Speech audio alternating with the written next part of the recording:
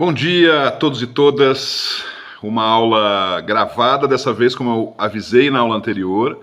Nessa segunda-feira eu estarei... Hoje é sábado, estou gravando essa aula aqui em Toledo, numa cidade próxima a Madrid. Na segunda-feira, no horário da aula, concretamente, eu estarei voando em algum pedaço do Atlântico em direção a Montevidéu, onde eu vou passar uma primeira semana em Montevidéu. E na sequência estou para São Paulo, enfim. São períodos de viagens e eu imaginava que alguma dessas segundas-feiras eu teria esse problema. Conforme combinado, está aqui a aula, você pode assistir no horário combinado ou quando você quiser. Fica à vontade, essa aula eu coloquei aqui no YouTube, então também ela está aberta para outras pessoas se quiserem assistir. Fica uma espécie de aula de referência, sei lá, alguma coisa nesse sentido. Mas indo direto ao ponto, queria então primeiro agradecer mais uma vez a proposta dessa aula, e vocês que estão assistindo sabem que essas aulas de todas as segundas têm o objetivo de simplificar a captação de recursos. Eu que trabalho há quase 30 anos com isso, já vi, onde tudo era mato, né, antigamente, consegui ver esse ecossistema crescer, muitos profissionais novos, muitas organizações com seus departamentos, as coisas foram ficando mais complexas, mais interessantes também, mas ao mesmo tempo, para quem está chegando, ou mesmo para quem já está há muito tempo, mas precisa se desenvolver nesse tema, às vezes encontra com questões muito complexas, e a intenção aqui é justamente simplificar, pegar quais são as bases prioritárias. E a intenção é essa, de toda semana, um tema específico, com começo, meio e fim, para que a gente possa desenvolver, gerar ideia, gerar movimento para você que está assistindo essas aulas, ok? O tema de hoje, ele é uma mistura de filosofia com método, né? Mas ele trata justamente de um objetivo que é a melhoria contínua. Eu tenho que dizer que o fato de eu estar trazendo esse tema nesta semana especialmente é porque a gente esteve e está numa semana de um outro empreendimento meu, que é o Prêmio Melhores ONGs, justamente entregando as respostas para quais das organizações, as centenas de organizações que participam. Algumas delas, umas pouco menos de 300, passam para uma segunda fase, e todas as outras, né, entre as 1.000 e poucas, ficam, enfim, não continuam. Essas que não continuam, algumas entendem isso perfeitamente, outras não, e é um problema a gente administrar isso com todo o carinho do mundo. Mas é uma semana muito difícil para mim, em especial, porque eu sofro junto, né? Até foi tema do meu boletim dessa semana, que também é melhoria contínua. Mas, enfim, estou me enrolando para dizer que o importante nesses processos todos que a gente cria e que eu gosto de participar tem a ver com a dinâmica de melhoria contínua. E essa dinâmica ela é muito humilde, no sentido de dia após dia, né? Ou seja, crescer, às vezes 1 milímetro, né? Às vezes bater um recorde próprio de meio segundo, né? Para quem é atleta, entende? E esses esforços, né? Às vezes elas não são suficientes, porque tem outras pessoas. Se você compete com outros, às vezes outras pessoas passam para você. Se você está competindo com você mesmo, sempre tem um aprendizado aí. Bom, dito isso, o que isso tem a ver com captação de recursos, né? Captação de recursos, evidentemente, existe uma métrica muito fácil de compreender, que é a quantidade de dinheiro que você traz para a sua organização. Essa é uma métrica fácil, clara, né? E você pode, ano a ano, ir superando essa meta. Mas depois você começa a ter derivados disso, né? Ou seja, por exemplo, o que adianta superar de 1 milhão para 2 milhões de reais, por exemplo, se o custo dessa operação me custou muito mais, né? E o que sobra, então, o que tem de superávit nessa operação, acaba sendo uma outra meta já para se alcançar, ou seja, então altas receitas, né, e tentar que essas despesas não superem a média desse processo todo. Então, ou seja, que o que venha para frente é um dado. Outros dados que eu posso incluir, que eu sempre gosto de incluir, ainda pensando em métricas, é ampliação do número mesmo, né, de doadores, né? Então, eu posso até ter doadores que doam muito, muito menos, mas se esses doadores são uma quantidade crescente, isso significa que no longo prazo eu estou trazendo mais recursos de forma mais recorrente. Eu posso criar uma outra métrica que eu quero desenvolver um relacionamento, mesmo que não trazendo recursos diretamente, mas ampliar de 30 empresas por ano de relacionamentos para que sejam 40, 50.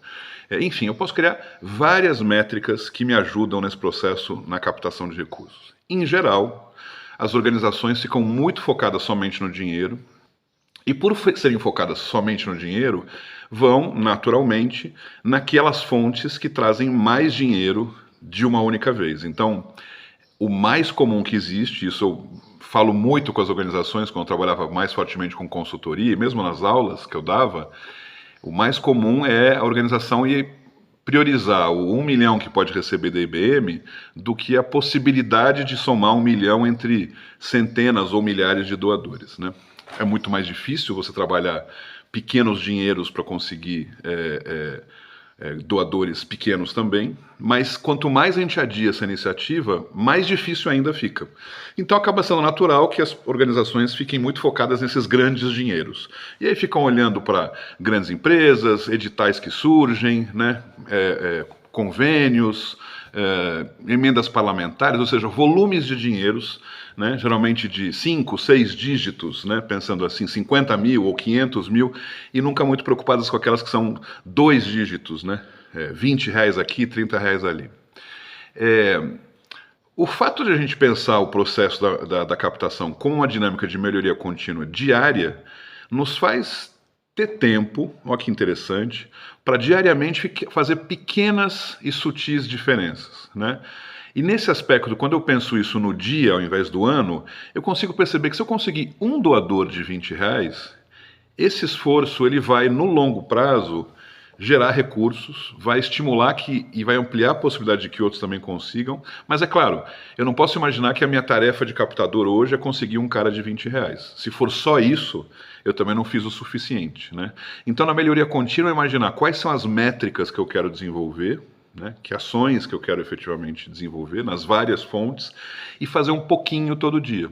Então eu posso me dedicar a melhorar um pouco mais o site onde eu tenho o sistema de doação. Ele já está bom, mas eu posso melhorar um pouco mais, trocar uma cor, porque eu testei e vi que fiz uma experiência entre o laranja e o azul, funciona melhor o laranja. Trocar um subject, né, o seu título de um e-mail, e disparar para alguns e ver qual que deu o melhor resultado. Conseguir um doador, mesmo que pequeno, né? Fazer uma ligação para uma empresa, buscar uma informação sobre uma outra empresa que eu quero me interessar, que me interessa, que eu quero ir atrás, buscar na internet e anotar essa informação para outras pessoas da equipe, enfim. São essas pequenas coisinhas que são a dinâmica da melhoria contínua, né?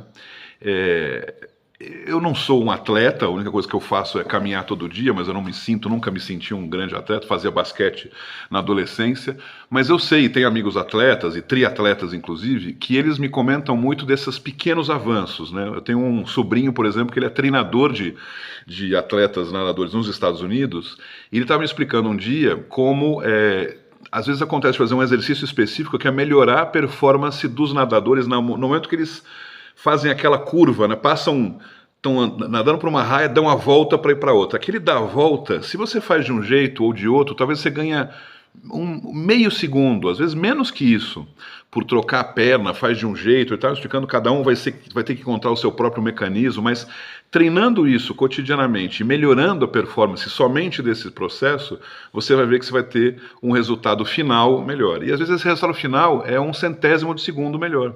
Só que esse 1/100º somado a vários outros 1/100º, né, para o atleta, isso faz a diferença. Então, no caso dos atletas, isso se entende muito bem. No caso da iniciativa privada e principalmente da indústria, isso se entende muito bem, né? Eu sou da geração, eu comecei minha carreira depois da faculdade, né, nos anos 90, começo dos anos 90, então estava em moda muita coisa na área empresarial, industrial, né, as reengenharias, os benchmarks, né, o just-in-time, o método Kanban, muitos métodos de melhoria de produção, de administração, muito de uma competição forte entre Estados Unidos e Japão naquela época, para ver quem que eram os melhores carros, se eram os carros japoneses ou os americanos, qual eram os melhores sistemas de melhorar a administração, como demitir pessoas para trabalhar mais, enfim, era uma loucura. E o primeiro grande trabalho que eu fiz profissional era uma dessas empresas que trabalhava muito, uma dessas consultorias internacionais, multinacionais, que o foco era justamente vender todos esses métodos. Bom, e onde eu quero chegar com isso para melhoria contínua? Bom, basicamente o que se fazia lá era melhoria contínua a cada segundo e a cada cliente, né? Era o tempo todo pensando nesses processos e nessas métricas.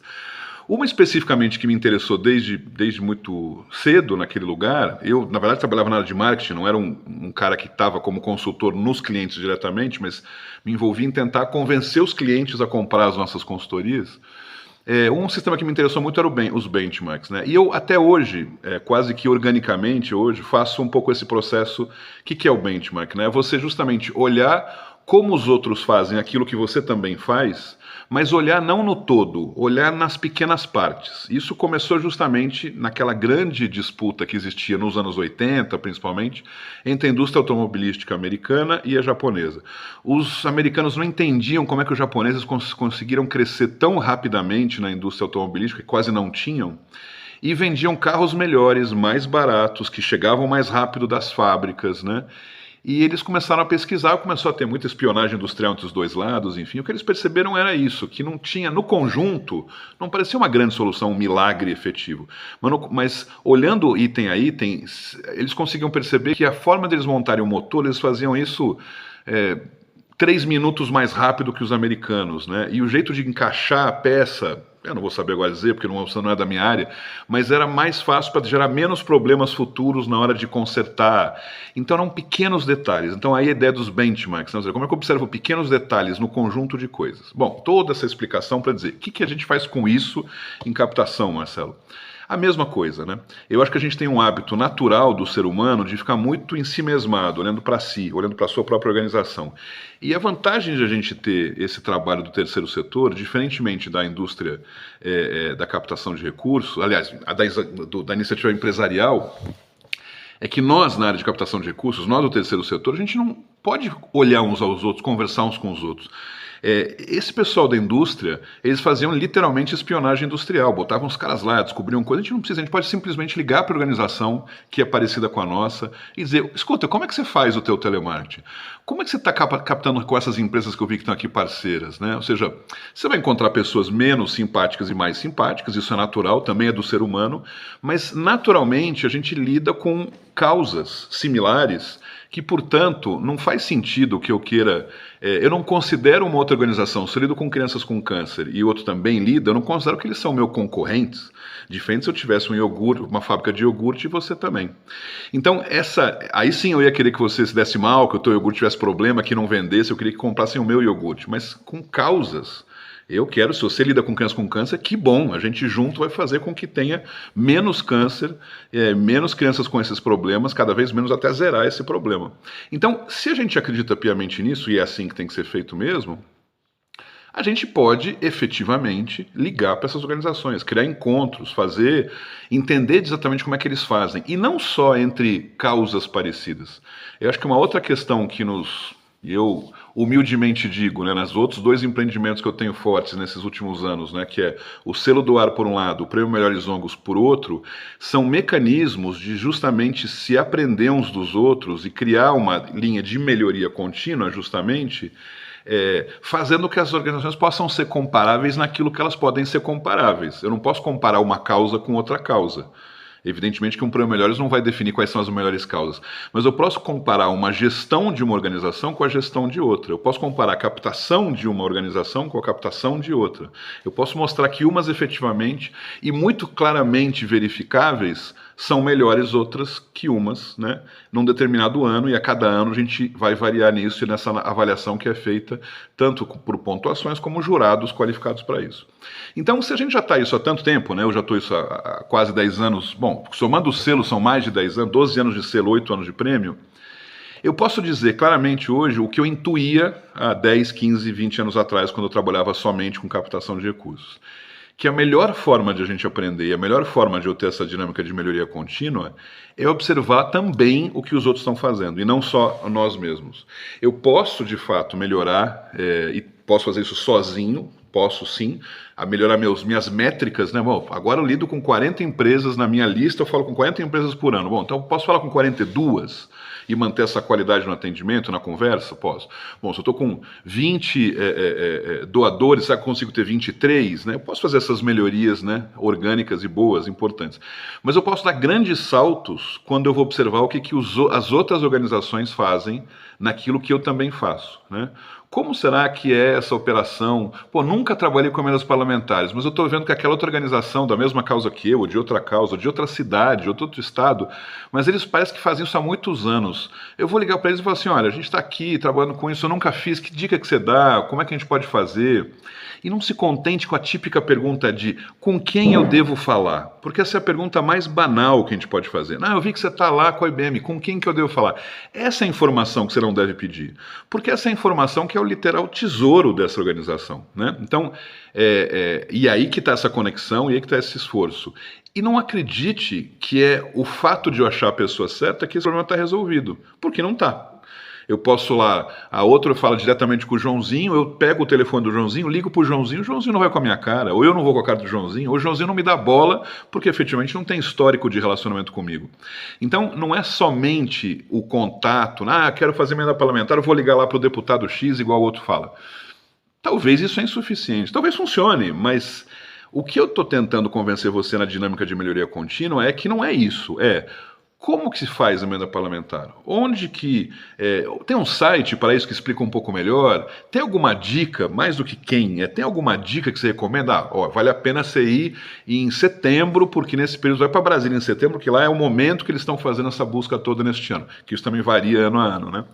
Então, o desejo de melhoria contínua tem muito a ver com uma vontade de fazer coisas diferentes e curiosidade, né?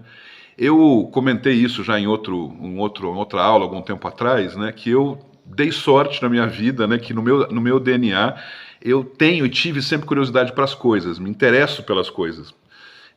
E não quero aqui ficar jogando confete para mim mesmo, mas assim, isso me facilitou muito a vida para entender e aprender muito a partir da experiência dos outros. Eu sempre fui muito observador, queria fazer como é que funcionavam os outros. Isso me facilitou muito, como eu disse, na minha carreira profissionalmente.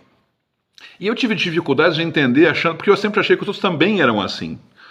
E eu vejo, agora com 53 anos, né, eu percebo que não, a grande maioria das pessoas não tem essa dinâmica de olhar para fora da caixa, como se diz, e saber como é que os outros fazem, de achar que a realidade que se vive é a única realidade, né? Então é muito comum encontrar pessoas dizendo, não, porque a gente faz assim e claro, não deu certo. Bom, não deu certo...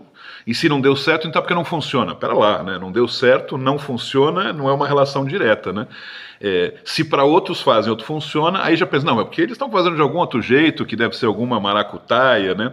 Então existe uma linha de raciocínio muito curiosa de achar que existe uma única verdade, né? Que a gente tem essa verdade e se não funciona com a gente, não funciona com ninguém. E se não fazemos é porque não existe. Também é uma outra questão muito curiosa, né? Não existe a curiosidade de imaginar como é que o outro faz, e o outro faz provavelmente coisas que você nem imagina, e só na conversa com ele você vai ganhar muito com isso, né? Aprendendo efetivamente com o outro. Então, eu acredito que não vamos resolver o mundo, não vou conseguir convencer todo mundo da importância de ser curioso, né, de ser observador, mas eu sei que você que está me assistindo já tem um ponto, uma vantagem. Você tem a curiosidade de pelo menos assistir essas aulas toda segunda-feira, então isso significa que você tem curiosidade, você tem vontade de aprender, você tem vontade de escutar o que os outros estão dizendo, e isso provavelmente faz com que o assunto da melhoria contínua nem seja um grande assunto, uma grande novidade para você. Mas eu fiz questão de trazer esse assunto nesta semana, porque concretamente eu acho que, primeiro, como eu disse, é um momento da minha vida especificamente. Esta semana eu estou com esse assunto muito forte, foi até tema do meu boletim, como eu falei. Vou deixar também o link aqui embaixo se você não está inscrito ainda. E porque eu acho que é bom a gente relembrar isso, né? A melhoria contínua é um processo daqui até a morte, né? Continuamente a gente vai. O dia que você achar que você resolveu a parada, que está tudo aprendido, sei tudo, aconteceu tudo, é porque você morreu. Então, considere, dentre as várias coisas que a gente está falando sobre melhoria contínua, sobre captação de recursos, esse elemento da melhoria contínua, de um aprendizado contínuo, de testar continuamente, de não se contentar com a história como ela está. A gente sempre pode melhorar, de fato, não é discurso, né? Ah, mas eu já estou super bem com captação com empresas, agora quero focar com indivíduos e vou deixar lá a coisa andando. É muito provável que em 2, 3 anos a tua captação com empresas caia, porque você não deu atenção, e não só com aqueles, mas com novos, substituindo coisas que já estão vencendo, vamos chamar assim, por novas coisas para você completar. Então é um exercício cotidiano, diário, né? E é esse espírito que eu queria trazer para você. Um plano de captação, que já foi uma das aulas que eu dei, ele é meio que uma foto daquele desejo nosso para os próximos 12 meses. E essa foto, ela muda um pouco, mas ela te dá realmente um horizonte. Mas o que faz com que concretamente o plano aconteça é o teu trabalho diário. Você não pode imaginar que você faz o plano e isso significa que naturalmente as coisas todas vão acontecer e ano que vem é só lá checar, ver que está tudo em ordem e fazer o plano próximo, né? Efetivamente, existe um plano que te dá uma diretriz, um horizonte, um caminho para ir, e é o dia a dia, literalmente, que faz com que as coisas aconteçam. Teve uma época na minha vida, quando eu era mais jovem, que essa coisa do dia a dia, essas rotinas me incomodavam muito, porque eu era jovem, né? Hoje em dia, a ideia das rotinas e saber que eu posso fazer pequenas melhorias me dá um prazer muito grande. Eu sei que eu posso ampliar um resultado, resolver uma parada que antes não estava resolvida. Isso hoje me dá muito prazer, é muito mais artesanal a questão, né? Melhorar um texto, às vezes colocar uma vírgula e trocar uma palavra num e-mail, essa assimilação, esse processo de lapidação é hoje um grande prazer para mim. Então, nem todos têm esse cuidado, mas às vezes isso são fases da vida, como eu disse. Eu fui de outro jeito, fui mais ansioso, mas vamos tocar, vamos fazer, e hoje eu estou numa fase da vida que eu estou gostando mais. E eu estou aproveitando essa minha fase da vida também para trazer isso para vocês, estimulando você especificamente a ter esse olhar, essa forma diferente de viver. Bom, é isso, é uma aula curta, não queria prolongar muito, estou aqui também curtindo Toledo com os amigos meus da escola, esse encontro, vindo gente aqui do Brasil, tem gente que, não, do Brasil não veio ninguém, uma que está de Edimburgo, tem uma outra pessoa que vem de Alicante, a gente veio de Barcelona, assim, do Brasil, e um casal que veio do Brasil, mas passando por Porto. Tem gente aqui de várias partes do mundo, estamos numa casa gigante aqui em Toledo, e eles foram agora justamente fazer compras. Eu falei, bom, enquanto isso gravo esse vídeo, que na segunda concretamente, que você deve estar me assistindo, para manter o nosso horário, nosso compromisso, fiz dessa forma. Boa semana para você. Segunda que vem tem mais vídeo, tem mais aula, na verdade, de novo ao vivo. Na segunda que vem eu estarei provavelmente em São Paulo, se tudo der certo. E de lá, então, eu gravo já, vamos estar no mesmo fuso. Espero que você tenha gostado. Fica esse convite. A grande maioria de vocês são do meu grupo já, né? Mas talvez se algum desavisado surgiu aqui perdido no meio do YouTube, aí embaixo tem também informação de como se inscrever nessas aulas gratuitas. A inscrição é basicamente para você poder receber o lembrete e toda segunda-feira tem essa aula, ok? Grande abraço, boa semana, até semana que vem. Espero que esse assunto tenha sido útil para você. Melhoria contínua é o que vale a pena a gente somar com captação de recursos. Valeu, tchau, tchau.